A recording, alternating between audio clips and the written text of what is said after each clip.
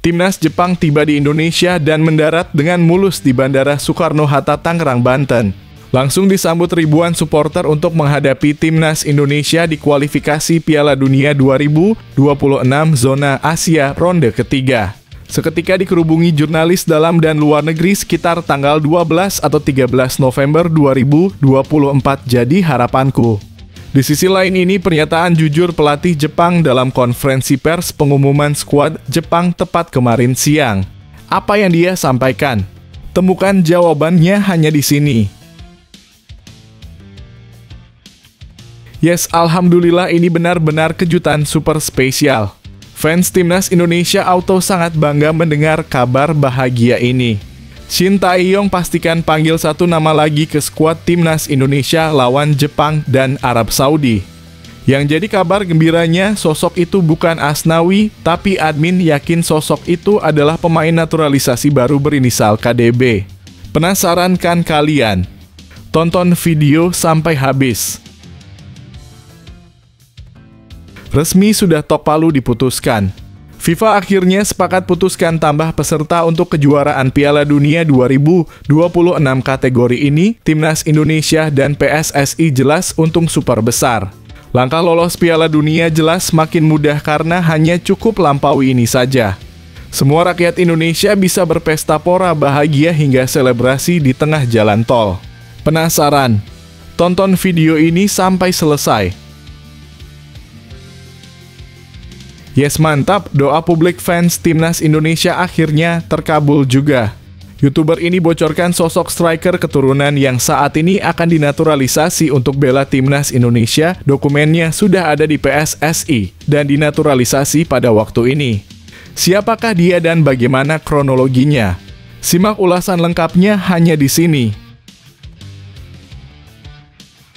Auto gemparkan Asia.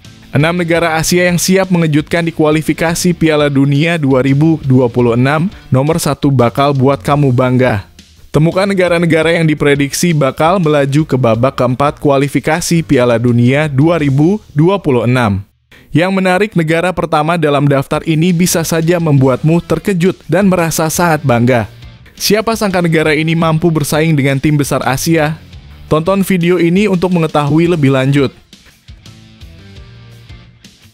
Ketum PSSI Erick Thohir putuskan ambil mantan kiper Timnas Jerman berinisial DK untuk dinaturalisasi jadi pemain Timnas Indonesia lalu bersaing dengan Martin Paes agar skuad Garuda lolos Piala Dunia 2026 jadi harapanku. Di sisi lain inilah pengakuan jujur sang kiper kepada media internasional sampai sebut hal rahasia ini. Admin yakin kalian akan 100% senang mendengar kabar baik ini. Simak detailnya berikut. Benar-benar efek Jumat berkah. Tepat waktu subuh tadi, bek muda andalan Timnas Indonesia Elkan Bagot akhirnya muncul ke publik setelah lama tak terdengar kabarnya. Ia mendadak ambil keputusan yang bikin semua fans Timnas Indonesia sangat lega melihatnya jelang Timnas senior melawan Jepang. Apa yang sudah diputuskan oleh Elkan Bagot? Temukan jawabannya hanya di sini. Pelatih hebat Inggris dan legenda klub besar Chelsea, Dennis Wise dipanggil PSSI untuk bergabung ke jadi pelatih kepala Timnas U20 untuk gantikan Indra Syafri yang jabatannya diturunkan jadi asisten pelatih usai Timnas Indonesia U20 masuk grup sengit Piala Asia U20 2025 yang hasil drawingnya sudah diputuskan tadi malam jadi harapanku. Di sisi lain ini pernyataan jujur Erick Thohir soal skuad Garuda Muda. Tonton video sampai habis. Timnas Indonesia mentalnya akan makin kuat dan hebat. Arab Saudi siapkan skuad mewah untuk hadapi Timnas Indonesia. Pemain bintang dunia tampil mengguncang. Timnas Indonesia harus siap menghadapi kekuatan penuh Arab Saudi dengan komposisi skuad yang tak main-main. Dalam laga ini sejumlah pemain top dunia akan tampil dan bisa dipastikan kamu akan geleng-geleng melihatnya. Simak siapa saja yang akan membuat kejutan. Shin Tae-yong ungkap keuntungan tersembunyi Timnas Indonesia saat hadapi Jepang. Apa itu? Saat Timnas Indonesia bersiap melawan Jepang, Shin Tae-yong membeberkan satu keuntungan yang bisa dimanfaatkan oleh timnya. Meski dihadapkan pada lawan tangguh, pelatih asal Korea Selatan ini yakin dengan potensi yang dimiliki anak asuhnya. Apa keuntungan besar yang dimaksud Shin Tae-yong? Ini bisa menjadi kunci kejutan besar bagi Indonesia dalam laga nanti. Rizky Ridho tetap tenang meski tuntutan supporter timnas Indonesia semakin tinggi. Apa yang membuatnya tangguh? Dan latihan ekstra Witan Sulaiman siap beri kejutan untuk Jepang dan Arab Saudi. Apa strateginya? Dengan target tinggi di dua pertandingan tersebut, keduanya ingin menunjukkan bahwa ia siap menjadi pahlawan bagi timnas Indonesia. Apa yang sudah dipersiapkan Witan dan Ridho untuk kedua laga penting ini? Temukan jawabannya hanya di sini. Sebelum video kita mulai, buat kamu yang mau beli jersey timnas Indonesia, caranya gampang banget. Kamu langsung hubungi nomor WhatsApp yang ada di gambar ini, atau bisa langsung klik link pembelian yang ada di deskripsi video ini ya. Mumpung lagi promo gratis ongkir ke seluruh Indonesia. Buruan sebelum kehabisan. Sebelum dimulai pembahasan, mohon bantuannya untuk subscribe channel ini, agar tidak ketinggalan info timnas Indonesia. Timnas Jepang tiba di Indonesia dan mendarat dengan mulus di Bandara Soekarno-Hatta, Tangerang, Banten. Langsung disambut ribuan supporter untuk menghadapi Timnas Indonesia di kualifikasi Piala Dunia 2026 Zona Asia ronde ketiga. Seketika dikerubungi jurnalis dalam dan luar negeri sekitar tanggal 12 atau 13 November 2024 jadi harapanku. Di sisi lain ini, pernyataan jujur pelatih Jepang dalam konferensi pers pengumuman skuad Jepang tepat kemarin siang. Apa yang dia sampaikan? Temukan jawabannya hanya di sini. Jelang pertandingan seru antara Timnas Jepang dan Timnas Indonesia di matchday kelima grup C kualifikasi Piala Dunia 2026 Zona Asia. Jumat, 15 November 2024. Pelatih Timnas Jepang, Hajime Moriyasu, mengungkapkan kekhawatirannya. Moriyasu menyebut Timnas Indonesia sebagai lawan yang sangat berbahaya, terutama dengan komposisi pemain yang kini dihuni oleh banyak pesepak bola yang berkarier di luar negeri. Menurut Moriyasu, Timnas Indonesia kini memiliki kekuatan yang belum pernah dimiliki sebelumnya berkat kehadiran sejumlah pemain yang berpengalaman di kompetisi Eropa. Indonesia mendapatkan kekuatan yang belum pernah dimiliki sebelumnya, diperkuat dengan berbagai cara. Negara dengan budaya sepak bola yang antusias, ungkap pelatih berusia 56 tahun itu, seperti dikutip oleh Okezone dari Nikkan Sports. Lebih lanjut, Moriyasu menambahkan bahwa kebanyakan pemain Indonesia yang dinaturalisasi adalah pemain yang aktif di Eropa yang membuat kualitas tim semakin meningkat. Kebanyakan pemain yang dinaturalisasi adalah pemain yang aktif di Eropa. Hal itu membuat mereka menjadi tim yang berbeda dan bahkan lebih kuat dari sebelumnya, tambahnya. Moriyasu pun sadar bahwa beberapa pemain Indonesia yang berlaga di Eropa kini menjadi ancaman serius bagi Jepang. Saya sadar ada juga pemain Indonesia yang berlaga di pertandingan yang sama dalam kurung saat melawan Jepang sebelumnya. Ini akan menjadi pertarungan yang berat, kata Moriyasu dengan ekspresi wajah yang tegang menggambarkan rasa was-wasnya menjelang laga penting ini. Meski begitu, Moriyasu menegaskan bahwa prioritas permainan Timnas Jepang tidak akan berubah. Saya rasa prioritas permainan kami sebagai tim tidak akan berubah. Dari saat kami mencuri bola, kami akan menyerang di belakang lawan atau ke arah gawang, mulai bergerak, dan mendistribusikan bola. Lalu siapa yang akan bertugas mencetak gol? Tegas mantan pelatih Sanfrecce Hiroshima ini. Jelas pertandingan antara Jepang dan Indonesia di kualifikasi Piala Dunia ini akan menjadi duel yang menarik, penuh intrik, dan sangat dinantikan. Bagaimana menurut kalian, apakah Indonesia bisa memberikan kejutan di kandang sendiri? Yuk berikan pendapat kalian di kolom komentar. Yes, alhamdulillah ini benar-benar kejutan super spesial. Fans Timnas Indonesia auto sangat bangga mendengar kabar bahagia ini.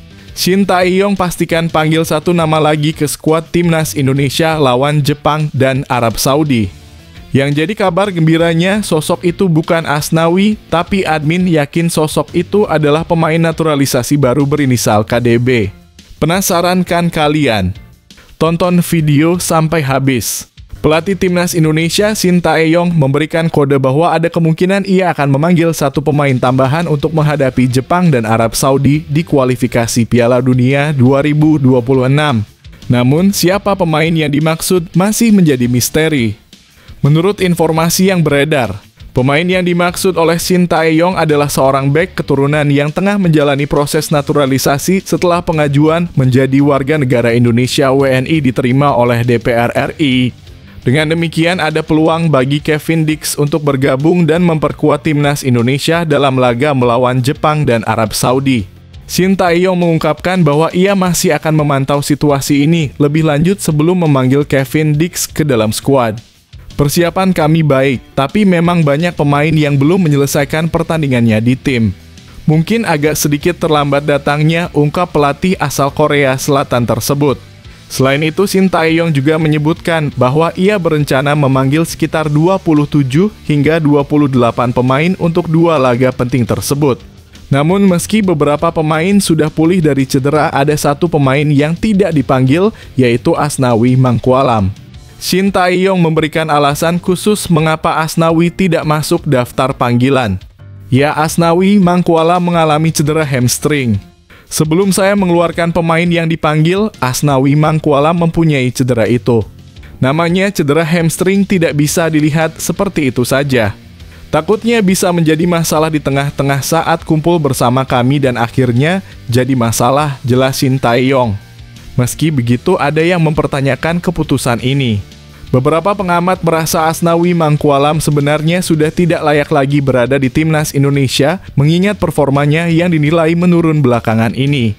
Apakah kamu setuju dengan keputusan Sintayong atau ada alasan lain yang perlu dipertimbangkan? Yuk berikan pendapat kamu di kolom komentar. Resmi sudah tok palu diputuskan. FIFA akhirnya sepakat putuskan tambah peserta untuk kejuaraan Piala Dunia 2026 kategori ini, Timnas Indonesia dan PSSI jelas untung super besar. Langkah lolos Piala Dunia jelas makin mudah karena hanya cukup lampaui ini saja. Semua rakyat Indonesia bisa berpesta pora bahagia hingga selebrasi di tengah jalan tol. Penasaran? Tonton video ini sampai selesai.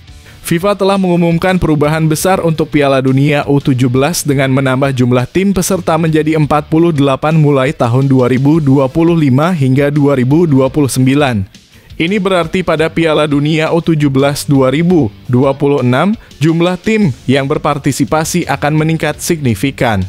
Perubahan tersebut juga berdampak pada perwakilan dari zona AFC Asia yang akan mendapatkan kuota lebih banyak. Jatah tim perwakilan AFC akan bertambah dari 4 menjadi 8 tim. Artinya 8 tim teratas dari Piala Asia U17 2025 akan otomatis lolos ke Piala Dunia U17 2025. Ini membuka peluang besar bagi tim-tim di Asia termasuk Indonesia. Dengan format baru ini, setengah dari 16 tim yang berlaga di Piala Asia U17 2025 akan mendapatkan tiket ke Piala Dunia U17 2025, yang berarti peluang Indonesia untuk lolos ke Piala Dunia U17 2025 adalah sebesar 50%. Untuk memastikan lolos, Timnas U17 Indonesia harus mampu melaju ke fase gugur Piala Asia U17 2025. Dengan peluang yang terbuka lebar, Indonesia memiliki kesempatan besar untuk tampil di Piala Dunia U17 pertama mereka. Bagaimana menurut kalian? Apakah Indonesia U17 mampu memanfaatkan peluang ini? Yuk bagikan pendapat kalian di kolom komentar. Yes, mantap, doa publik fans Timnas Indonesia akhirnya terkabul juga. YouTuber ini bocorkan sosok striker keturunan yang saat ini akan dinaturalisasi untuk bela Timnas Indonesia. Dokumennya sudah ada di PSSI dan dinaturalisasi pada waktu ini. Siapakah dia dan bagaimana kronologinya? Simak ulasan lengkapnya hanya di sini. Setelah Kevin Dix, kabar terbaru menyebutkan bahwa Mauro Zijlstra juga akan segera dinaturalisasi untuk memperkuat Timnas Indonesia. Mauro, seorang penyerang berdarah Sunda, sebelumnya telah mengirimkan dokumen-dokumen yang diperlukan untuk proses naturalisasinya kepada PSSI. Kini ia kembali menegaskan bahwa semua dokumen tersebut telah diterima dan ada di tangan PSSI. Hal ini diungkapkan melalui kanal YouTube Yusa Nugraha. Mauro saat ini sudah mengirim semua suratnya ke PSSI dan sudah sampai juga di PSSI. Karena saat aku bertemu dengan Pak Arya Sinulinga, ex-co PSSI, Pak Arya juga bilang kalau suratnya sudah sampai di PSSI. Semua dokumennya dilihat dengan detail. Pak Arya bilang seperti itu, ujar Yusa. Mauro Zijlstra kemudian menambahkan bahwa proses naturalisasinya akan segera diproses oleh PSSI, namun harus menunggu penyelesaian partisipasi Timnas Indonesia U20 di Piala Asia U20 2025. Naturalisasi prosesnya saat ini harus menunggu sebentar karena pemain U20 dari Timnas Indonesia saat ini memiliki prioritas. Sebentar lagi mereka bermain di Piala Asia, jelas Yusa. Dengan kata lain, setelah turnamen Piala Asia U20 selesai, giliran Mauro yang akan diproses untuk naturalisasi. Piala Asia U20 2025 sendiri akan digelar di Cina pada 6-23 Februari 2025. Dan Timnas Indonesia U20 diharapkan dapat finish di 4 besar untuk memastikan tiket ke Piala Dunia U20 2025. Bagaimana menurut kalian? Apakah dengan hadirnya Mauro Zijlstra, Timnas Indonesia bisa lebih kuat? Yuk berikan pendapat kalian di kolom komentar. Auto gemparkan Asia. 6 negara Asia yang siap mengejutkan di kualifikasi Piala Dunia 2026, nomor 1 bakal buat kamu bangga. Temukan negara-negara yang diprediksi bakal melaju ke babak keempat kualifikasi Piala Dunia 2026. Yang menarik, negara pertama dalam daftar ini bisa saja membuatmu terkejut dan merasa sangat bangga. Siapa sangka negara ini mampu bersaing dengan tim besar Asia? Tonton video ini untuk mengetahui lebih lanjut. Qatar yang baru saja meraih gelar juara Piala Asia 2023 kini memiliki kans besar untuk lolos ke putaran keempat kualifikasi Piala Dunia 2026 zona Asia. Saat ini mereka berada di posisi keempat grup A dengan raihan 4 poin dari 4 pertandingan. Babak keempat menjadi target yang realistis bagi The Maroonites mengingat mereka harus bersaing dengan timnas Iran dan timnas Uzbekistan yang tampil sangat superior di grup ini. Seperti halnya Qatar, timnas UEA juga lebih baik membidik putaran keempat. Mereka saat ini berada di posisi ketiga grup A dengan raihan 4 poin dari 4 laga.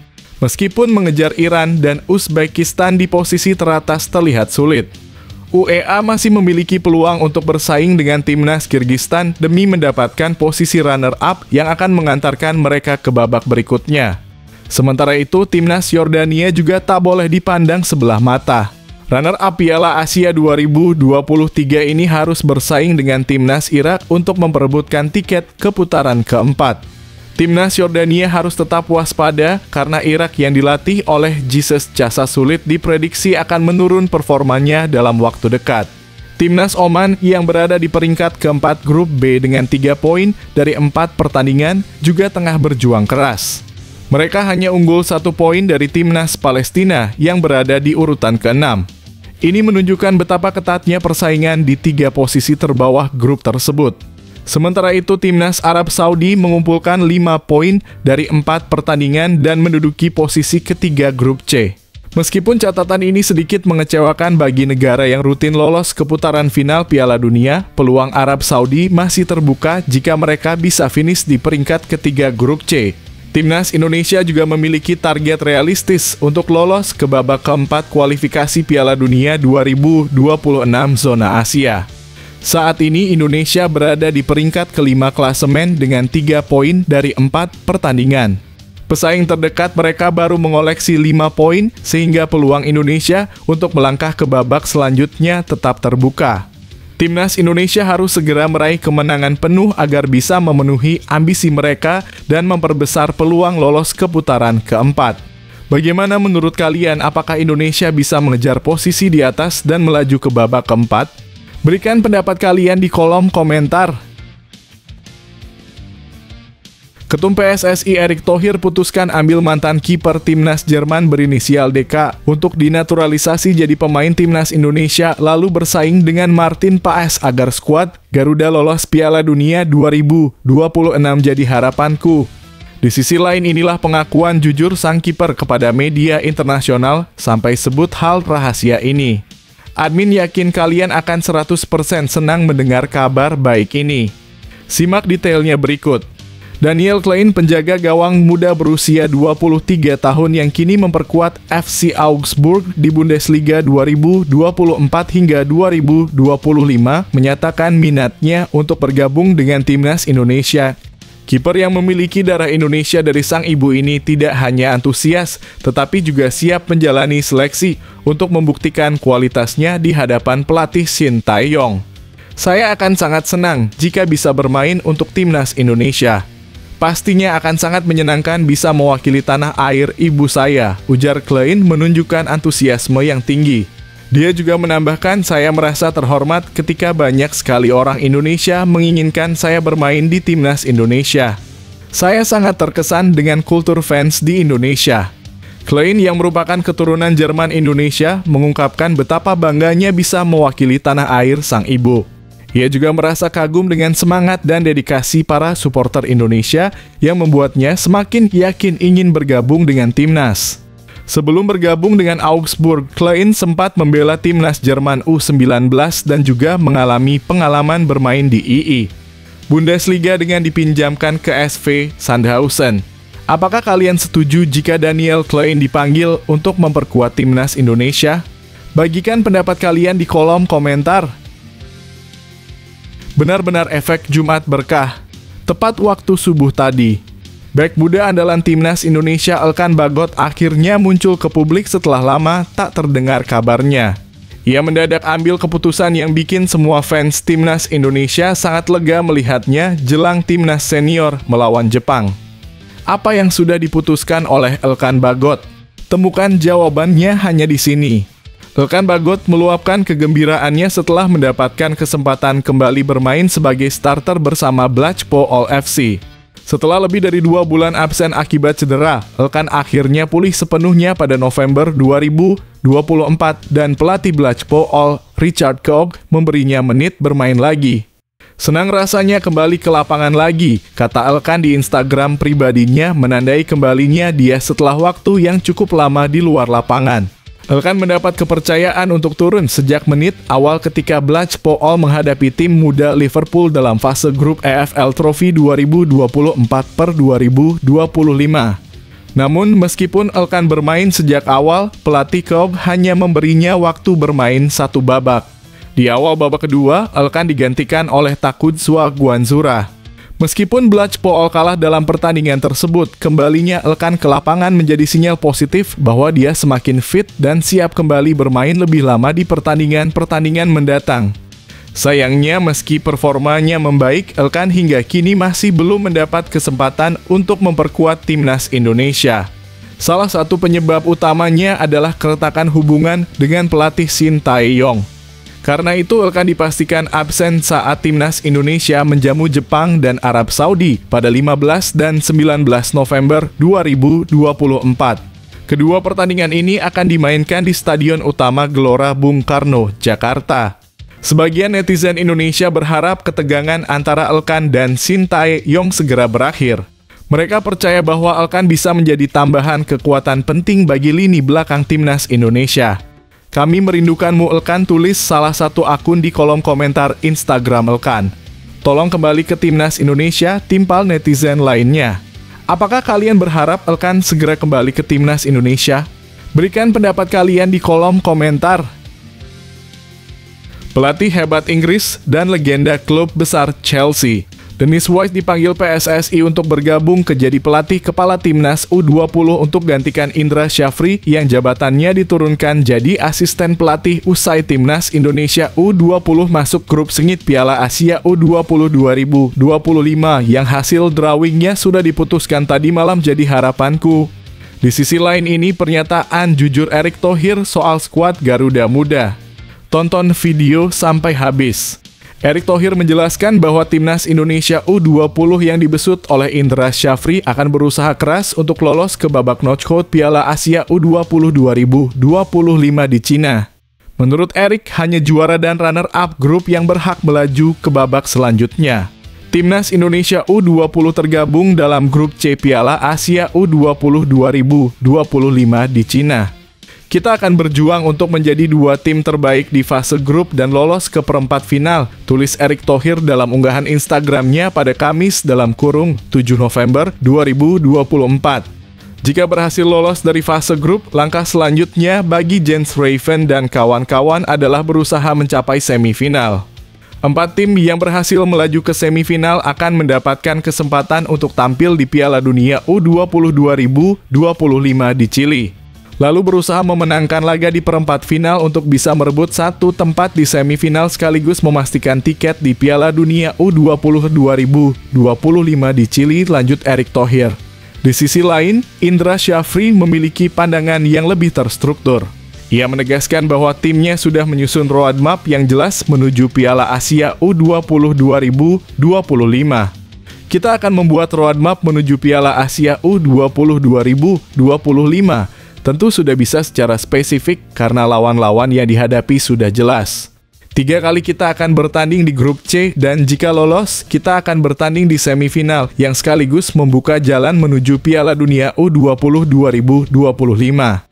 Ini yang akan kita upayakan bersama pemain dan staf ofisial. Kami mulai menyusun program dengan baik dan semoga apa yang kita targetkan bisa tercapai, ujar Indra Syafri.